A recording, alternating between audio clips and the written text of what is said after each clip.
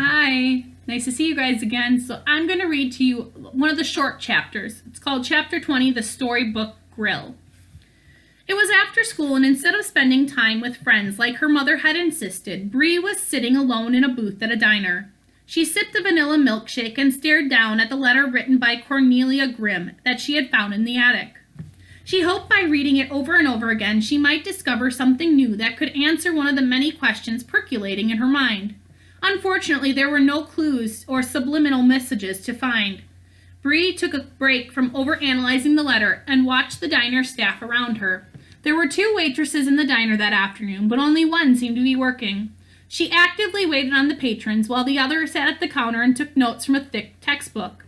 "Petunia, orders up from table number 4, the working one said to the other. "Rosemary, for the 20th time, I told you I'm studying for my zoology exam," Petunia said.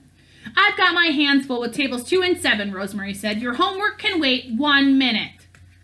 Bree knew the waitresses had to be sisters. They spoke to each other exactly like Bree and her sisters did. She looked at the menu and her suspicion was confirmed. In bold letters, the menu clearly said, "Storybook Grill, a family establishment." Naturally, when Bree decided to go for a walk after school and came across the diner, she had to check it out. The diner was filled with cartoonish fairy tale art and knickknacks, but still had the classic 1950s vibe, complete with a jukebox. That's one ogre burger cooked medium rare, 1 beanstalk salad with ranch, a Cinderella Club sandwich on snow white bread, 3 orders of charming curly fries served goblin style, a spinning wheel sliders to start, and the gingerbread house pie for dessert, Rosemary said, repeating the order for the family at table 7. "Will that be all?" Bree had never heard of this place before, and to no surprise, she found it very comfortable. She wished were still in contact with Alex and Connor so she could tell them about it. "Petunia, seriously," Rosemary said when she discovered her sister hadn't moved from the counter. "Table 4's food is getting cold. No wonder you got fired from the animal hospital." "How dare you?" Petunia fired back. "You know perfectly well I left to go back to school." An older woman stepped out from the back of the diner. "Girls, stop fighting," she said. "I'll take table 4 their food." The woman was authoritative but easily annoyed, so Bree assumed she must have been the waitress's mother. The mother delivered the food to the table. On her way back, Bree caught her eye. The woman and Bree were instantly drawn to each other as if they had known each other in a previous lifetime. "Are you enjoying your midnight milkshake?" the woman asked. "It's delicious, thank you," Bree said. "Could I interest you in some charming curly fries or 3 little pigs in blankets on the house?" she said. "No, thank you," Bree said. "I've never seen this place before. Is it new?" "Next month, the girls and I will be celebrating our 2nd year in business," the woman said. "I never thought I'd own a restaurant so late in life, but it's kept us busy."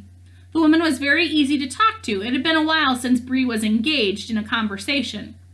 "Why did you choose the fairy tale theme?" Bree asked. "We wanted something that reminded us of home. Fairy tales have a special place in our hearts." Bree definitely could relate. "I know the feeling." The woman took the empty seat across from her. "My name is Iris. What's yours?" "Bree Campbell." She shook Iris's hand. "It's nice to meet you." "Forgive me for being nosy, but what's that you're reading?" Iris said, pointing to the letter. "It's a letter I found that was written to my grandmother a long time ago," Bree said. "Oh," Iris said, "and it's significant to you?" "Of course." "Well, sort of," Bree said. "I've been thinking a lot about family lately, and it answers some questions that have been on my mind." "Every family should have a few good mysteries," Iris said. "May I take a look?" Bree slid the letter across the table. Iris put her reading glasses on and read it. "Beautiful penmanship," she said. "They certainly don't teach people to write like this anymore." The sender's name seemed to intrigue Iris as much as it had Bree. "Cornelia Grimm is a cousin of your grandmother's?" "I think so," Bree said. "My grandma isn't alive to confirm it, unfortunately." "Grimm is an unusual name, isn't it?" Iris said. "Any relation to the brothers Grimm by chance?" "That's actually exactly what I've been trying to figure out," Bree said. "If she's still alive, I want to find this Cornelia woman and ask her, but my parents would never go for it. Things got a little crazy the last time I went on a trip." Iris found this quite curious. "You seem very interested in the possibility. Would a relationship with the brothers Grimm mean more to you than just a bragging right?" she asked. Bree didn't know how to explain it without sounding like a total lunatic. It would mean, she was struggling to find the right words. "I suppose it would feel like I had a little piece of magic somewhere inside me. It would make me feel like I was a part of something bigger than myself, like I was meant for greater things than I realize. I hope you would feel that way regardless of any association, Iris said. It's more than an association, Bree said. It would clarify things, help me understand where I belong, and give me a purpose. I know it sounds crazy, but I constantly worry that if I don't find out, I'll be tortured by it forever. And living with the fear has started to change me.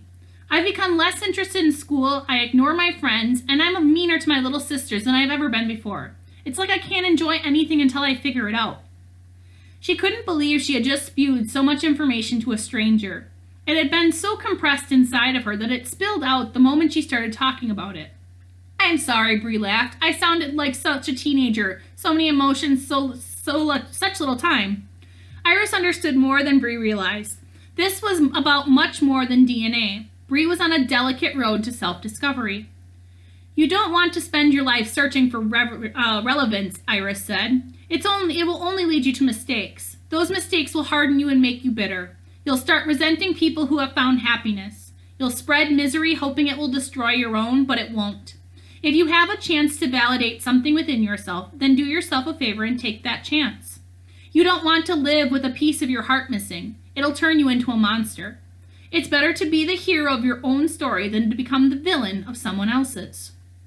So you're saying I should find this Cornelia woman? Bree asked.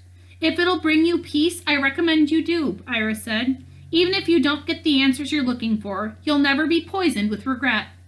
Bree understood and agreed with her completely, but being a teenager, there's only so much she could do. But she lives all the way in Connecticut, Bree said. There's no way I can make it there now on my own.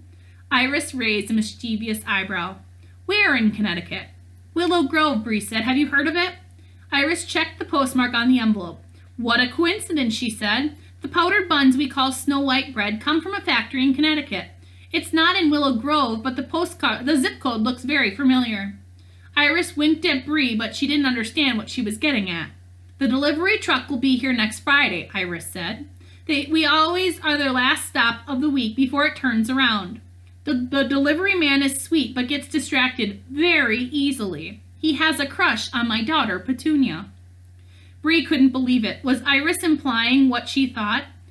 Iris, are you trying to get me to sneak to Connecticut on a delivery truck? Bree asked, and couldn't help but smile at the thought.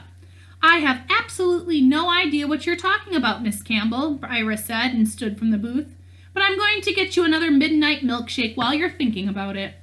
And that ends chapter 20. The next chapter will be called The Wizard and His Apprentice. I'll see you guys then. Bye.